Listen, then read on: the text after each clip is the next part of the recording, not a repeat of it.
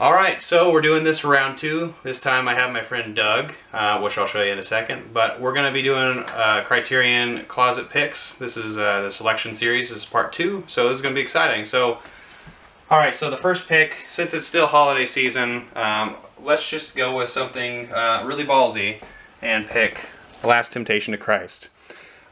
Which we'll talk about in a little bit. Doug's already laughing, so I'll show you what his pick is. Alright, so this is Doug. Oh, hey, what's up? Hey, you recognize him from the podcast if you are a longtime subscriber. It's Mr. Smith. Yeah. And you've also been in the Oscar video where we were at Alamo, the night of the Oscars. It's coming up again, part 2. Wearing a nice little tuxedo and everything. Yeah. And so I've decided to ask him if he wanted to come along and shoot this little video, and he agreed, so... Why not? I paid him, so... Yeah. Alright, so... Posted a check, by the way. Oh, yeah. Well, it bounces. I hope it bounces. Speaking of bounces, I'm going to go with one that I didn't even know that was out on Criterion yet.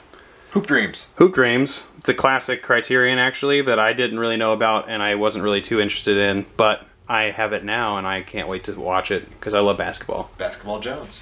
Alright, additionally to, we got our Christ movie, we got our basketball movie. I mean, honestly, what else could we be picking?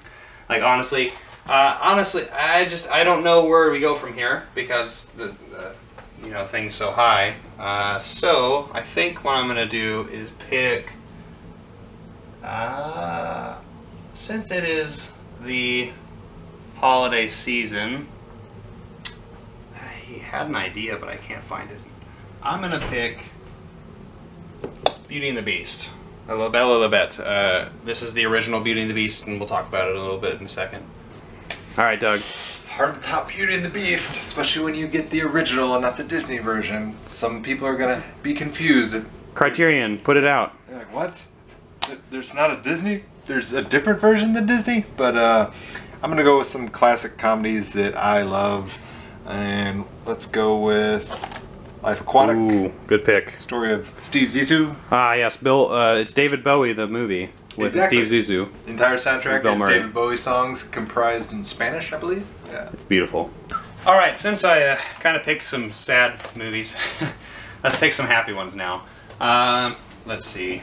I'm a glutton for pain and misery, and so generally the things I enjoy. You know what? Since it just came out, I'm going to pick The Princess Bride, because I love this movie, and I'm sure Doug has a lot to say about it too. So, as you wish, it's your turn. So, here we go. And I think, just for good measure, I think I'm going to double down on some Wes Anderson. Just because, like I said, I like dry wit. I like dry wit comedies, and Wes Anderson's kind of the king of that. So, let's see.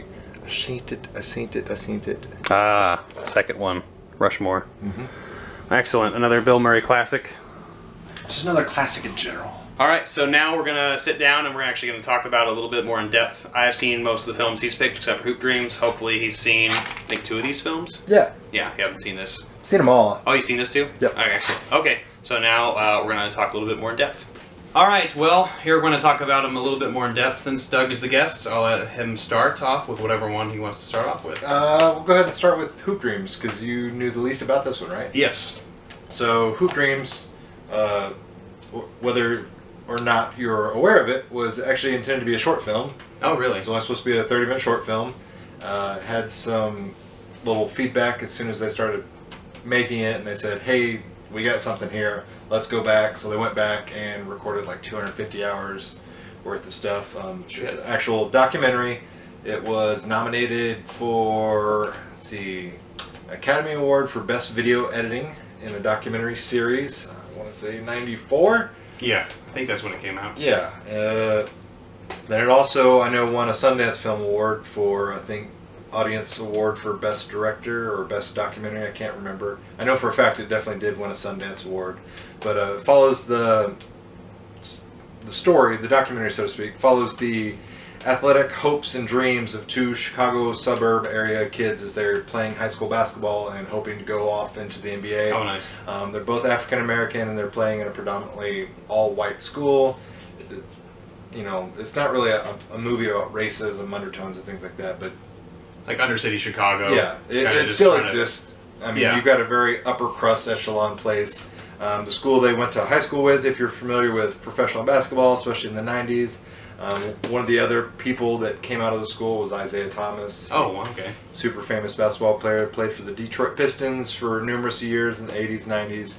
So that's where they came from. But it is a really good documentary. Like I said, it's exactly as described. It is a story about two hopefuls that want to go to the pros and what their life looks like. You know, trying to be the best of the best in high school basketball and then college basketball. Because at this point, there was no requirements to go where there is now, where you have to go play college basketball for at least 1 year before you go to the NBA. Okay. So people could honestly, go straight out of high school to the NBA, and then they had to, make that choice. Do I risk it all and go to the NBA? Do I even have a chance to go into the NBA?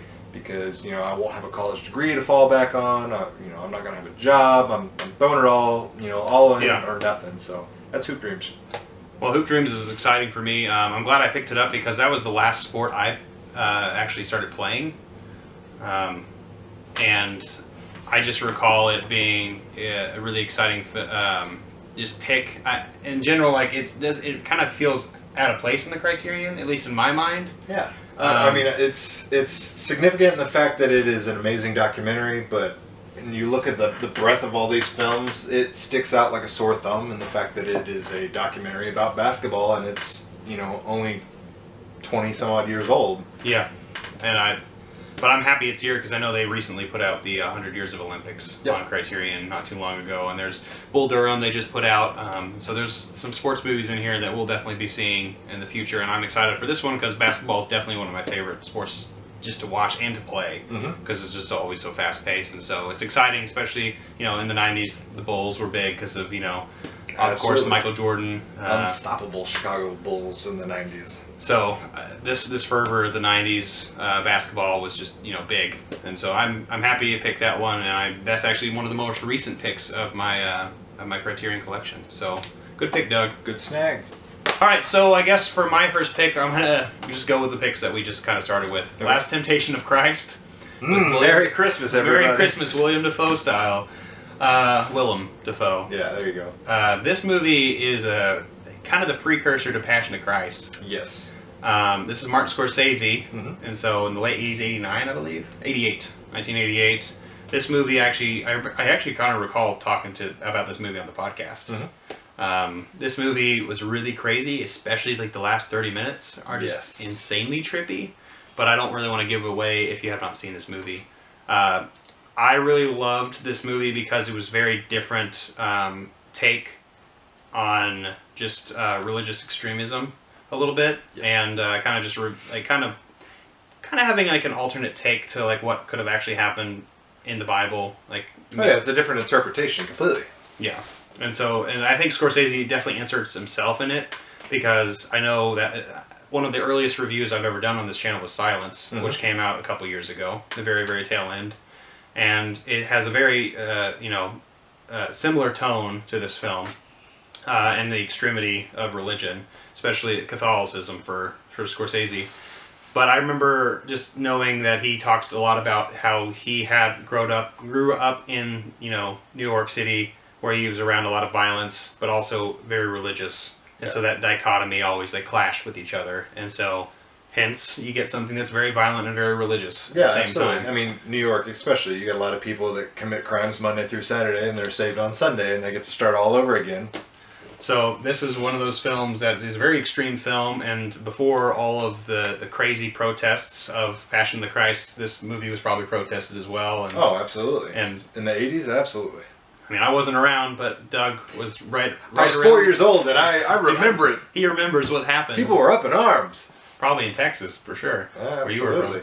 So, yeah, this is my pick for the first one. So, it's not typically like a holiday film, but you can definitely watch it. It's definitely one of the more serious films of the picks that we have here. Definitely probably the most serious, actually, definitely. But it's a really great performance by Willem. So I really appreciate it, and I recommend it. So that's my first pick. Merry Christmas. Merry Christmas.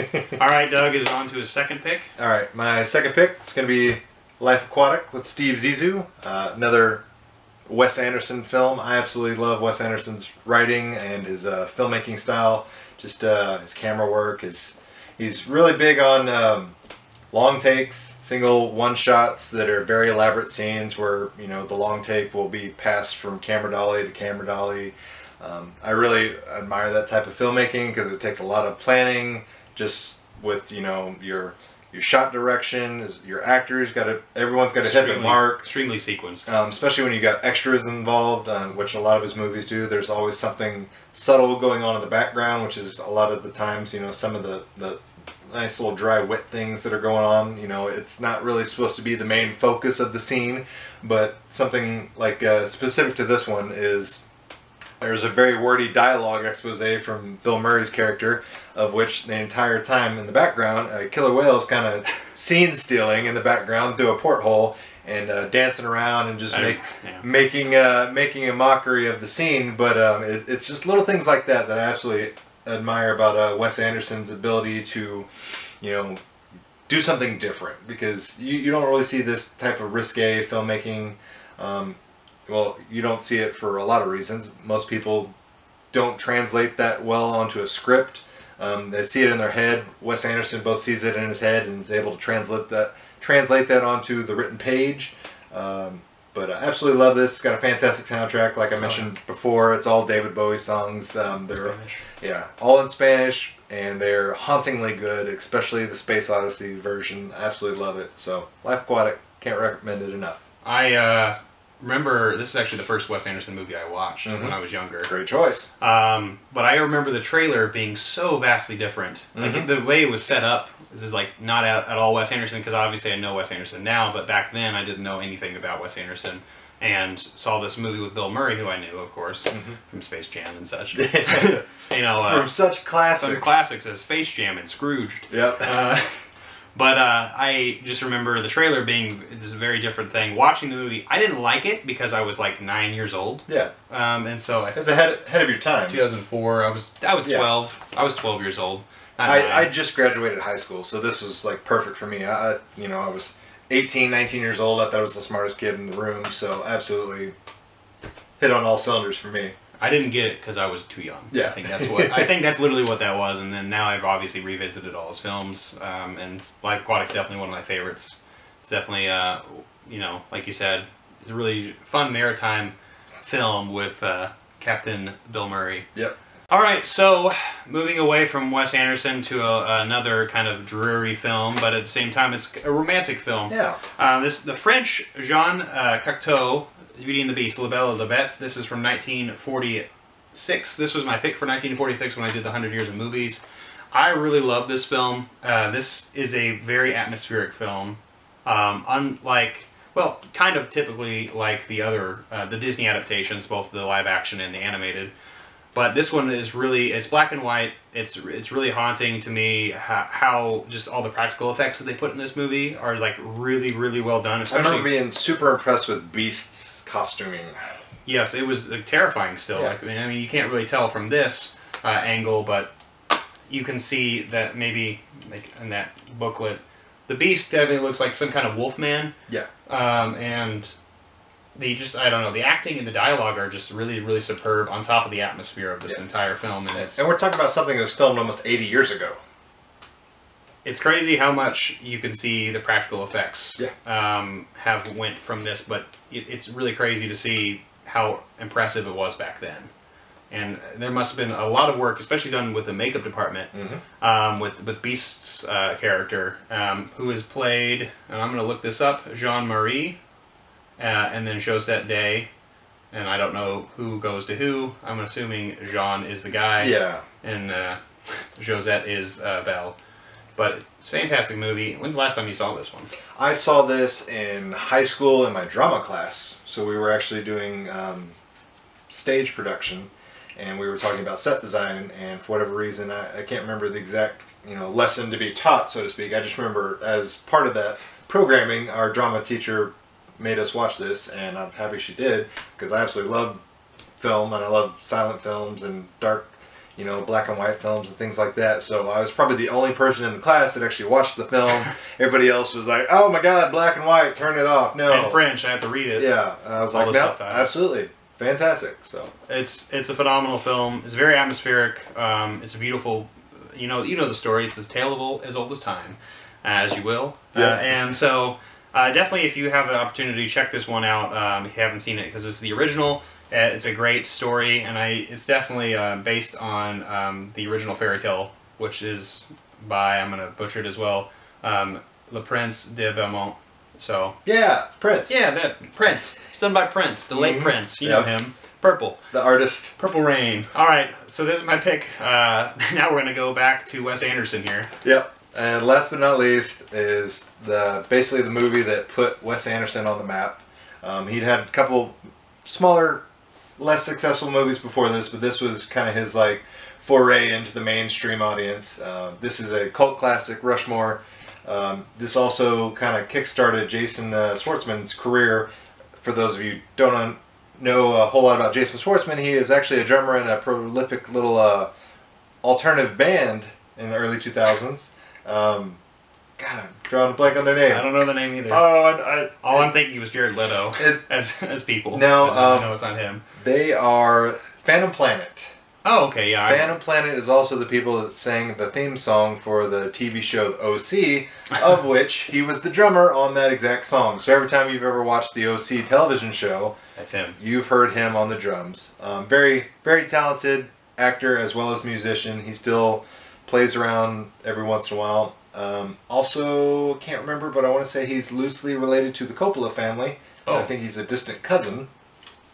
But Jason Schwartzman, super scene stealing. Everything he does in this movie, carries this movie on his back. He befriends Bill Murray, who's like a depressed millionaire that, you know, doesn't really know what to do with his life. His kids hate him. You know, he's divorced. He's got all this money, but he just doesn't really have any like connections with the real world. He befriends Max and sees all his eccentricities. Story follows Max. He's probably the most I don't know, gifted child as far as extracurricular activities, but he's also the least gifted academic student. Yeah, he doesn't do anything, hardly. He skips out a lot. He's the president, founder, and sole member of so many extracurricular school activity clubs that he's created, but he's also failing out of, you know, PE, math, English, and everything, just because he doesn't apply himself, and he really doesn't enjoy this. But this is classic Wes Anderson, dry wit, random comedic elements. At the end, there's an actual massive play that's being put on, orchestrated, and in there's an actual helicopter scene of which Bill Murray wrote a personal check of $15,000 to get it put in the movie because the actual producers would not pay to put that in the film, and Bill Murray said, "No, this makes the movie. We need this. Here's a check." And I think Bill Murray actually didn't take a salary for this movie either, just because he enjoyed it so much and he really believed in it. So this kind of kickstarted Bill Murray and Wes Anderson's collaborative efforts going forward. And now every time you see a Wes Anderson movie, Bill Murray's there. Usually, yeah. Yep. I do remember. I really enjoyed. This is actually the second like feature-length film of Bill Murray, or not Bill Murray, Wes Anderson. Bottle Rocket being the first, but this is like you were saying, it's kind of where he got his drive. Like he got his style in Rushmore. And, like that's where he like kind of toned it down, and then obviously you see something like Life Aquatic, or you know, all the way up to Fantastic Mr. Fox, and now Isle of Dogs. You see that style of Wes Anderson just permeate through all his films that he's put out. So excellent pick. Rushmore is fun, especially for you college types, you know, and for the people who want to, you know, do a lot of things but also not do anything. Yeah, and if you're looking to start a new extracurricular school activity, I suggest the Yankee Racers Club. Good pick, and I actually really like the insert with it. It's a map, if I recall. Ah, yeah, I got you now. So it's really cool of just like mainly of all the set designs of the school and all the things he's doing. His name's Max in that movie, right? Yep. Yeah. So yeah, it's just this this crazy stuff and just all the things he does and all the extracurricular activities he's doing at Rushmore. Yep, Max Fisher. Excellent choice. I like it. And it's also got some family elements to it too, with Bill Murray and company. All right, so the last pick is a classic that just was released. A lot of people weren't really that excited, and also at the same time really excited that this was actually released on Criterion, because there's like a I can't imagine pretentiousness of it that I'm not a big fan of. It's beneath them, yeah. Yeah, and that is The Princess Bride. I absolutely love this film. As do I. It's one of the best Rob Reiner films ever. It's my favorite film from 1987, as cliche as it is. It's got Fred Savage. What more do you want? Speaking of Fred Savage, did you watch the trailer? I did. For the new Deadpool film? I did. Of course. I probably lost some people here. Segwiter. So this one is a really great edition of this classic. Actually, it's like a book, and it's set up like the book itself, and because it was actually a book a couple years prior to the movie's release, and it was adapted by Rob Reiner. And it's got obviously these awesome film essays like every Criterion has. And I think it's a beautiful edition of it. And then there's the Blu-ray itself. And then As You Wish on the back. And it's just like, it's set up like a book. And so this movie, if you don't know what it is, I mean, come on, how have you not seen this movie? Yeah. It's a basic fairy tale.